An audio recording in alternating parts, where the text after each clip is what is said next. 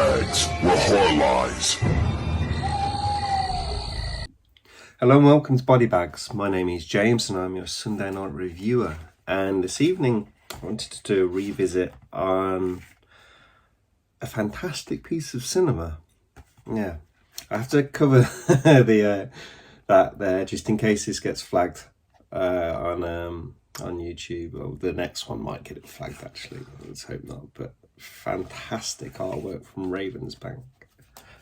No, Ravensbank, what's it called? Raven Banner, there we go.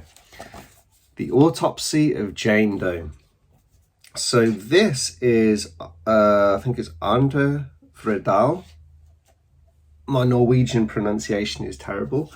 But this is the guy that brought us Troll Hunter, another fantastic movie. And this is another fantastic movie in a very different way from Troll Hunter.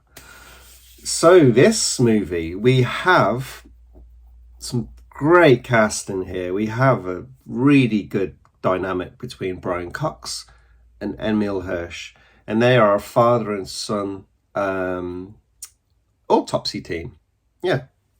So they have the family house, and underneath they have all this medical bits and pieces. So they are... they're basically like what's the word? They deal with dead bodies. They do the forensics on the bodies. They try and figure out what the cause of death was. That's their job. And I will go into big spoilers with this one. Starting now. They don't make it very apparent, which is really good. I remember watching this for the first time. I didn't really know what it was about, and that's a really good way of going into this. It's been around for so long now, so everyone, if you haven't watched it, you probably do know what it's about and that. But this is a story of witches, and it's just utterly brilliant how they kind of... It's just such a good film. I enjoyed this one so much. How they kind of decided to tackle this, the intricacies of all the details that they put in, it's fantastic. And the atmosphere and the creepiness, it's all contained in this, like, this under this house. It's just, this is a movie that kind of scares you, makes you jump, and personally that doesn't happen very often. And with you have all of that, and you're already on the edge of your seat with how the story is unfolding, and that you're learning more and more and more. This is how a movie should be. It's building and building and building, and then that third act, it's like, wow, brilliant movie. Such good fun. This one I think was my best watch. It was just so much fun watching it. But kind of going into it, so there's this body, this Jane Doe. So as you know, there's like John Doe and Jane Doe for people in America when they don't have any ID on them. And so when they go to hospital or like the morgue and these sorts of things, that they'll be titled like that. And so we find her at this house with the police are there. There's been like some murders gone on. There's like an elderly couple and this random guy, and then they find this body, like she's half buried under the basement. And yeah, so they start doing the autopsy on her, and it's just so creepy. It's like when they start checking all the bits, like her eyes, they've clouded and milked already, and they're like, well, that's strange. It's like she's been dead a long time. And so there's more and more going on. Like when they cut her open, she bleeds, and it's like, whoa, the blood should have like coagulated and things like that. And when they're moving her, there's no rigor mortis. And then they're checking her, and it's like her wrists and her ankles have been shattered. And it's like, okay, this is a strange one. But you can't see anything on the outside. She looks fine. And so they're checking all these things. And so when they open her up, it's like her lungs have been blackened. It's like, not that she's a smoker, it's like she's been burnt, like how the lungs are. She should have been covered in 3rd-degree burns, but she's not. And there's all this scarring on her. They check her like vaginally, and she's all cut up in there. So it's like every part of her has been like tortured. So they cut open her like her esophagus, and checking the stomach and like the intestines and that, and they find this like I can't remember what the flower is now, but it's like a flower where it kind of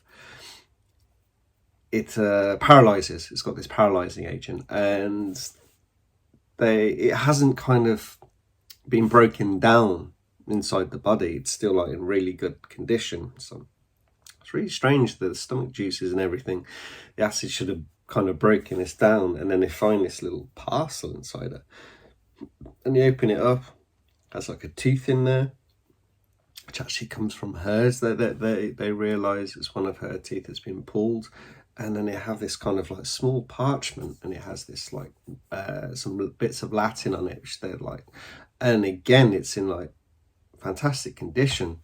And so they're looking at these things more and more. They're like, she's covered in like this dust, this dirt, and it's peat, and they're like, we don't have peat here, but that's further up north. And then with this flower they find, well, that's up north, it's northwest of America. So they're like finding out more and more of stuff, and like I said, it's so good. There's all these creepy things going on.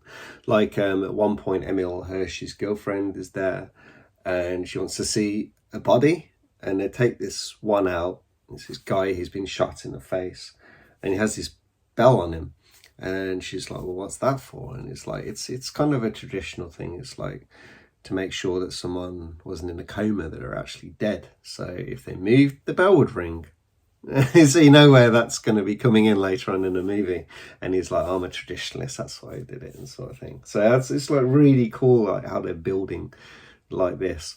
This kind of, is building this sense of, not a sense of dread, but it's a sense of like, you're on the edge of your seat watching this, something's going to hit. And then the radio keeps like jumping around. It's got this like old style singing from, I'm not sure which kind of era, maybe like the 20s. Like some of the songs, it's like devil songs, and it's like there's warnings in there. Emil Hirsch is starting to pick up on these things, paying attention. One point the aircon goes a bit weird, and they've got this cat, and this cat's been kind of messed up by something. So it's kind of quite a sad moment, because like Brian Cox has to put the cat out of its misery, and obviously he has a furnace, because he works how he does with his job. So he puts the cat in the furnace after he's like had to break its neck, so it wasn't suffering. And it's like, that's one of the last things that his wife, Emil Hirsch's mother, like one of the last things that he still had of hers, that was like hers sort of thing. So it's kind of a bit of a sad thing, that. And yeah, there's more going on all the time. Like they peel back her skin at one point, and written on the inside of her skin is the same as this parchment.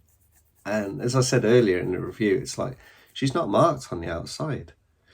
And it's just so good, because then shit really starts going bad for them, and like all the lights are going, and like, shit, we should get out of here. And then the lights go off, and then kind of come back on, and all the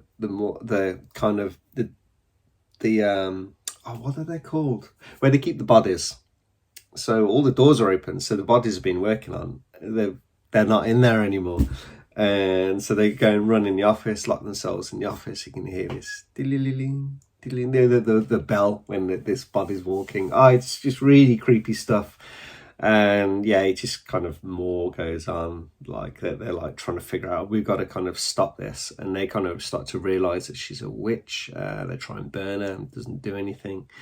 And then kind of Brian Cox comes like kind of this revelation that maybe there wasn't anything such thing as witches, but maybe doing all this to a random person, an innocent person, turned her into a witch, kind of thing. And she's vengeful. They take they open up her skull and take a sample from her brain, and it shows that there's still life, and they're like, she's still alive. She's not moving or anything, but they're like, oh my God, it's like the curse. She's, anyone she comes into contact with, she's exacting her revenge. She's having a revenge for what was done to her, and she does what was done to her. It happens to Brian Cox, his character, and it's really good. Like I say, but the performances between Brian Cox and Emma Hirsch, they're very, it's kind of a very much like father-son kind of dynamic on how it goes. It's kind of that they click in really well together, and like you feel for Emil Hirsch, well obviously you feel for Brian Cox. They both carry different elements of pain. Yeah, at one point there's a tragic accident. His girlfriend gets killed. She makes her way back down. Brian Cox mistakenly kills her. And yeah, he kind of, the acting is really good from Emil Hirsch at that point. Really kind of, yeah, he's got all this going on, and then the loss of his girlfriend. It's a lot to balance, but he kind of gets it right in the movie. It's not over the top, but it's a believable amount, and he carries this kind of pain and hurt for the rest of the movie. It's really well done, and then it layers on because the more things that happen. And then we have this kind of like twist at the end, like how it all works. Oh, it's just really, really clever. It's just really clever. And yeah, I just thought this movie is brilliant. I've seen it a few times, and this is one of the few movies that improves on watches for me. It actually gets better every time. It's just the atmosphere created and the interest in the story, and it's like I said, the attention to detail that they've gone into. It's just a great movie. But anyway, I think that's enough for my review now. I'll show you the back so I don't have to cover it. I hope you guys enjoyed this, and I'll catch you next week. Thank you very much. Bye-bye.